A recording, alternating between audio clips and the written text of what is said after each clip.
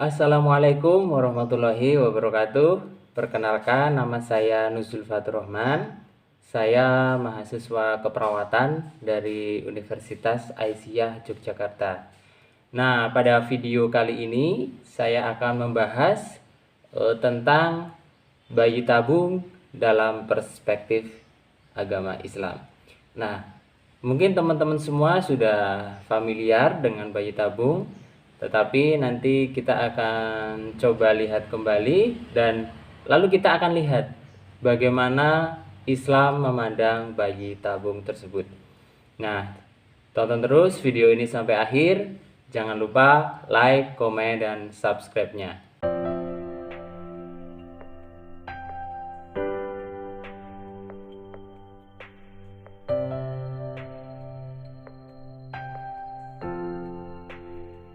Sebelum kita lanjut ke materi inti, kita akan lihat dulu bagaimana latar belakang penemuan bayi tabung.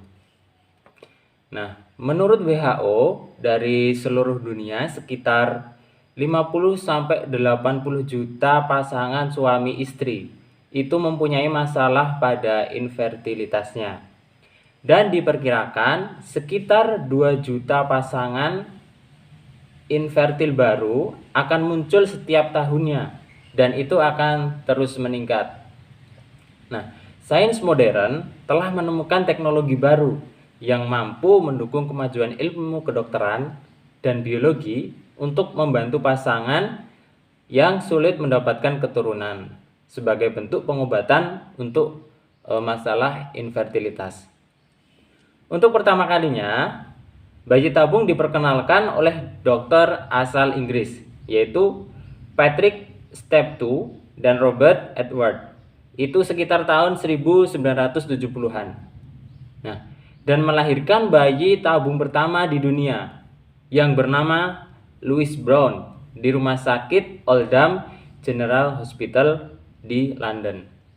Nah, untuk di Indonesia sendiri, bayi tabung pertama itu bernama Nugroho Karyanto yang lahir pada tanggal 2 Mei 1988 di Rumah Sakit Anak Harapan Kita Jakarta yang dipimpin oleh Profesor Dr. Sudraji Sumapraja.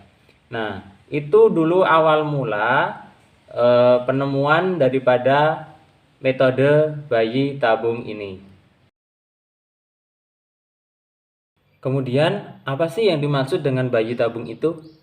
Nah, inseminasi buatan atau bayi tabung itu merupakan suatu kegiatan untuk mengusahakan kelahiran anak dengan cara melakukan pembuahan tanpa melalui persetubuhan antara suami istri yang sah dalam ikatan perkawinan, melainkan dengan mempertemukan sel sperma dan sel ovum melalui proses tertentu seperti suntikan. Atau bisa juga diartikan, bayi tabung adalah sperma dan ovum yang dipertemukan dalam sebuah tabung. Setelah terjadi pembuahan embrio telah terbentuk, kemudian disarankan kembali ke dalam rahim wanita hingga sampai pada saatnya lahirlah bayi tersebut. Bayi ini dikenal dengan istilah bayi tabung. Artinya, di tabung itu bukanlah bayi yang lahir dari tabung dan diciptakan oleh manusia dalam tabung tersebut, tetapi sebenarnya antara bayi tabung dengan bayi biasa itu tidak begitulah jauh berbeda. Hanya saja letak perbedaannya itu pada dalam masa atau cara pembuahannya. Nah, itu adalah definisi mengenai bayi tabung. Lalu bagaimana Islam memandang metode bayi tabung ini?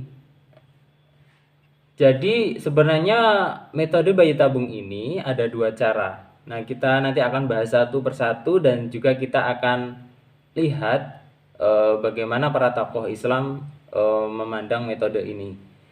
Yang pertama, inseminasi buatan yang spermanya berasal dari suami atau donor atau dari orang lain.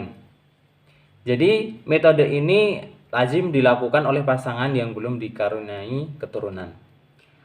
Adapun mengenai hukumnya, berikut ini akan dijabarkan beberapa pendapat dari ulama perihal bayi tabung yang spermanya berasal dari suami atau berasal dari donor orang lain. Oke, kita lihat pada tokoh yang utama. Ini bernama Syekh Mahmud Shaltut. Nah, ini adalah mantan rektor Universitas Al-Azhar.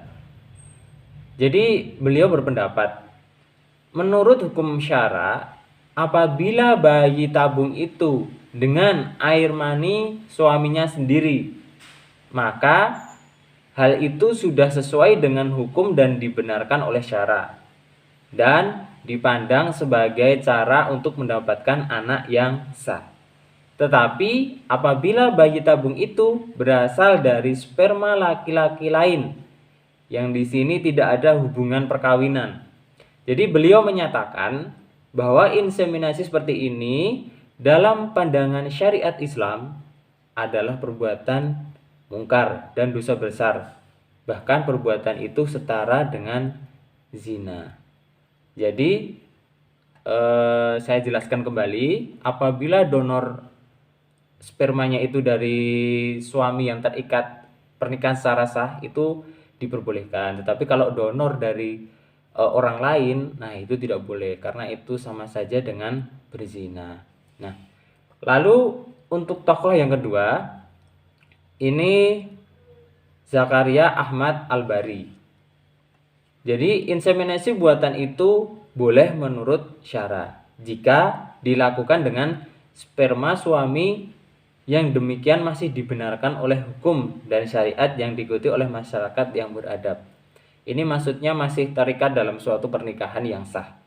Nah, tindakan tersebut diperbolehkan dan tidak menimbulkan noda atau dosa. Di samping itu, tindakan demikian dapat dijadikan cara untuk mendapatkan anak yang sah menurut syara yang jelas ibu dan bapaknya. Nah, kemudian tokoh yang ketiga itu dari Syekh Yusuf Al-Qardawi. Beliau mengemukakan pada inseminasi buatan dengan menggunakan sperma suami sendiri itu tidak menimbulkan masalah pada semua aspeknya. Bahkan ulama memujinya sebagai suatu cara untuk membantu pasangan yang mandul untuk memperoleh keturunan yang sah. Jadi menurutnya para ahli fikih dan para pakar dari bidang kedokteran telah mengeluarkan fatwa yang memperbolehkan suami, istri, atau salah satunya untuk memanfaatkan kemajuan ilmu pengetahuan demi membantu mereka mewujudkan kelahiran anak. Namun mereka syaratkan spermanya memang harus milik suami sendiri dalam suatu perkawinan yang sah. Dan sel telur juga harus milik sang istri. Jadi tidak ada pihak ketiga di antara mereka. Nah, itu untuk cara yang pertama tentang inseminasi buatan yang spermanya berasal dari suami. Oke, kita akan lanjut untuk cara yang kedua. Cara yang kedua ini adalah inseminasi buatan dan bayi tabung yang menggunakan rahim istri atau rahim orang lain. Ini bisa juga disebut dengan surrogate mother. Jadi surrogate mother ini secara harfiah itu disamakan dengan ibu pengganti yang didefinisikan secara bebas sebagai suatu perjanjian antara seorang wanita yang mengikatkan diri melalui suatu perjanjian dengan pihak lain untuk menjadi hamil terhadap hasil dari pembuahan suami istri tersebut. Nah, yang ditanam ke dalam rahimnya. Nah, dalam praktek yang dilakukan ini ada dua jenis sewa. Yang pertama, hanya sewa rahim semata.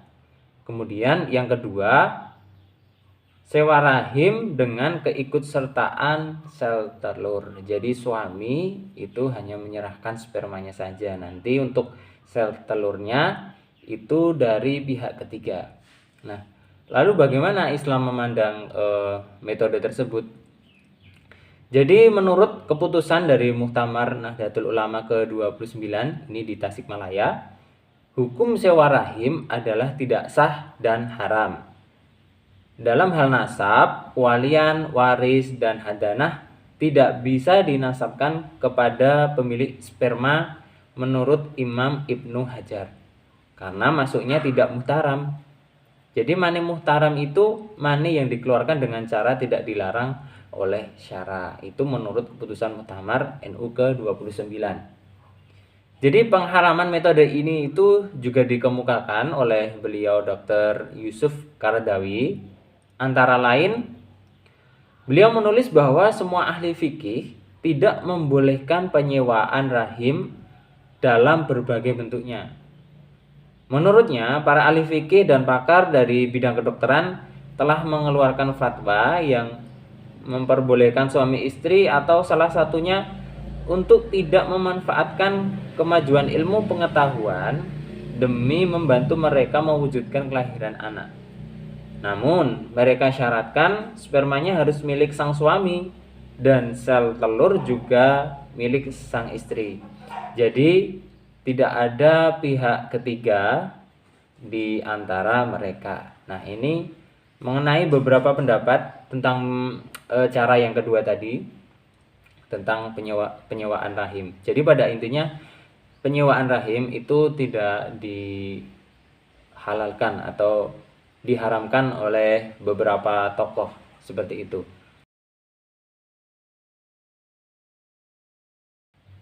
Nah, lalu kesimpulannya seperti apa? Jadi teknologi bayi tabung dalam syariat Islam itu memang diperbolehkan, asalkan dengan syarat, yaitu berasal dari suami istri yang telah melakukan pernikahan secara sah menurut hukum Islam dan tidak ada pihak ketiga. Ada dua buah keputusan yang dikeluarkan oleh Muktamar Tarjih Muhammadiyah dan putusan Majelis Ulama Indonesia. Jadi kedua keputusan ini itu mempunyai wibawa oleh karena dikeluarkan oleh lembaga yang berwenang untuk hal tersebut. Jadi semisal pengen melakukan metode bayi tabung ini, tentunya syarat yang pertama adalah sudah melakukan pernikahan secara sah, secara agama, secara syariat. Kemudian sperma dan juga sel telurnya itu harus dalam sebuah pasangan suami istri, dan juga nanti setelah pembuahan ditanamkan ke dalam istri yang sah. Jadi di sini tidak ada pihak ketiga. Nah, itu untuk kesimpulan mengenai bayi tabung dalam perspektif Islam. Nah, mungkin itu saja yang dapat saya sampaikan. Tentunya masih banyak kekurangan. Mohon maaf sekali apabila banyak kesalahan atau mungkin salah penyebutan tokoh dan kata. Dan tentunya kritik, saran yang membangun akan sangat saya harapkan, dan semoga video ini bermanfaat untuk kita semua. Saya akhiri, wassalamualaikum warahmatullahi wabarakatuh.